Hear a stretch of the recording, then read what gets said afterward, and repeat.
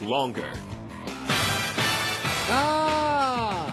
This is The Herd, hour number 3 live in Los Angeles. Wherever you may be and however you may be listening. Sponsored by Firestone, Complete Auto Care. Keep your car running newer, longer. By the way, saw this tweet over the weekend. Kobe Bryant liked it. Somebody sent out a tweet that said, if you're a baller, you know that Kobe is more skilled than LeBron. I'll have some thoughts on that with Dante Jones, who played with LeBron a year ago. He'll be joining me. Good hour 3 today. Plus, Chris Broussard said something earlier that is massive. I was shocked by it. And it was really, really interesting. So we have a great hour. Game 1 tonight, Rockets-Warriors, but Eastern Conference Final yesterday on Mother's Day, so I'm going to start there. Show, he teaches sports. So just remember, let's talk about Game 1, Celtics thump LeBron. Just remember for the last 4 years since Brad Stevens showed up in Boston. Every morning, every offseason, every Tuesday, they wake up. How do we beat LeBron? What draft picks do we acquire to beat LeBron? Who can we get that can guard LeBron? Nobody. Who do we get that can shoot threes and beat LeBron? LeBron in that same 4 or 5 year period, here's what he wakes up in the morning thinking. How do I become the greatest of all time? What city can I move to next to revolutionize the entire NBA? I'm sorry if LeBron didn't come all guns a-blazing yesterday in Game 1. I'm sorry, he didn't. Celtics got hot early. LeBron and the Cavs weren't, fell behind. I'm sorry if this game didn't mean quite as much as it did to Aaron Baines and Marcus Smart and Terry Rozier, because the entire plan of Brad Stevens has been about beating LeBron. I don't know. LeBron's got, shall we say, loftier goals than beating Kelly Olynyk, my bad, Aaron Baines. Imagine being Steven Spielberg, the most decorated, iconic movie director in the history of Hollywood. And you somehow, as a young director, the Celtics, get a lunch with him. It's a random Wednesday in June.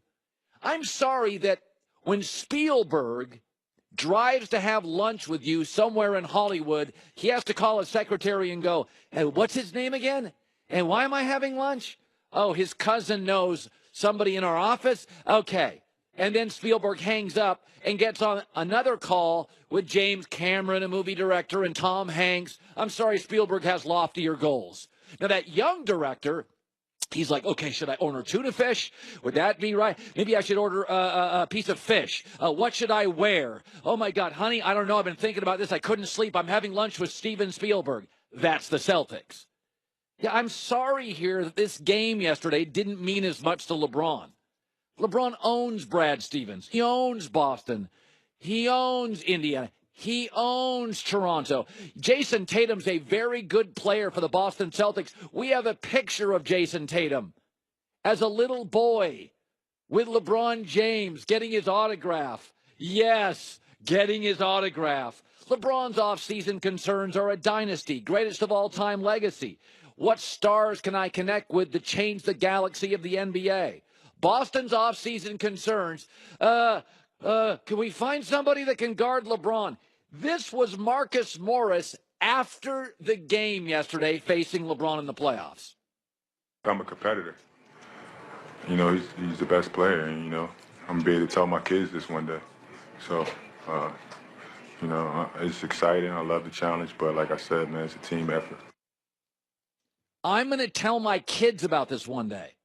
You know what LeBron's going to tell his kids about Game 1 one day? Yeah, it's we lost. One of the Morris brothers, I think, guarded me. That's how LeBron's going to talk about this. Come on now. You're not making much out of this, right? You understand what I'm saying, right? You understand that when LeBron loses Game 1, he's 8-3 in those series. You understand how big this was for Boston at home, young kids. They have posters on their wall idolizing LeBron James. Since 2011, LeBron has lost Game 1 a multitude of times. You know what he's never lost to? Al Horford in a series. They've played 17 times in the playoff. LeBron is 15-2 against Al Horford. And I like Al Horford. I really do. I think Al Horford's one of the most underrated players in the NBA. Chill out. No big thing. LeBron was Spielberg driving to lunch. Sorry if he forgot your name. Sorry if when he hung up the phone with his secretary telling him what your name was, he had to get on the phone with other people revolutionizing the business. Still take the Cavs to win this series. All right, but I do think tonight, let me shift gears. I think tonight is the beginning of something that is unbelievable, potentially unbelievable for the NBA. So let's shift gears. Golden State, Houston play tonight. Houston slight favorite. I have said the NBA is better if LeBron moves because there is a fatigue. So think about this. The NBA currently has 5 top storylines. These are the top storylines in the NBA, but each one of them comes with a qualifier. The Cavs, but they're trapped with their current roster. The Warriors, but they have no real challenger to their dynasty. The Rockets, but what do we really know?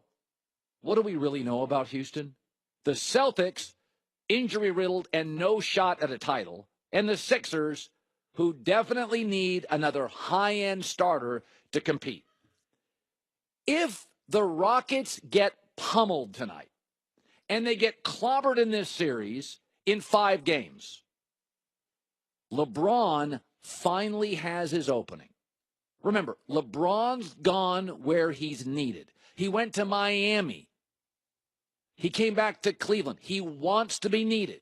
He also likes to play with veterans, Chris Paul, Harden. He also likes to play with smart veterans who have self-awareness and playoff experience, Chris Paul, James Harden. If Houston is throttled in this series, Philadelphia is a young team. Lakers are a young team. Houston needs him. He goes. They beat Golden State. 3rd different organization. He wins a title. He's the greatest of all time. And with that move, think about the next 5 storylines next year. Oh, wait. Rockets. LeBron has a title shot. Greatest of all time talk, rejuvenated. An oh my God lineup. The Warriors, still a dynasty, now have a real big boy challenger. With LeBron leaving the East, the Celtics become, for 10 years, the Eastern Conference dynasty. The Sixers become the Frazier to the Celtics Ali, a legitimate challenger, Simmons, Embiid, and whoever they can get to knock them off. And the Lakers now get Paul George. He would not follow LeBron to Houston, and it's the #1 brand in the NBA and has been for 50 years. Young stars, Paul George, that's your 5th best story. Houston getting clobbered creates an opportunity for LeBron to go somewhere where he's needed and be the difference in knocking off a dynasty. That is currently his only chance, and it does matter to him, to be the greatest of all time. I think he has a chance to go to the Lakers, but boy, does that look small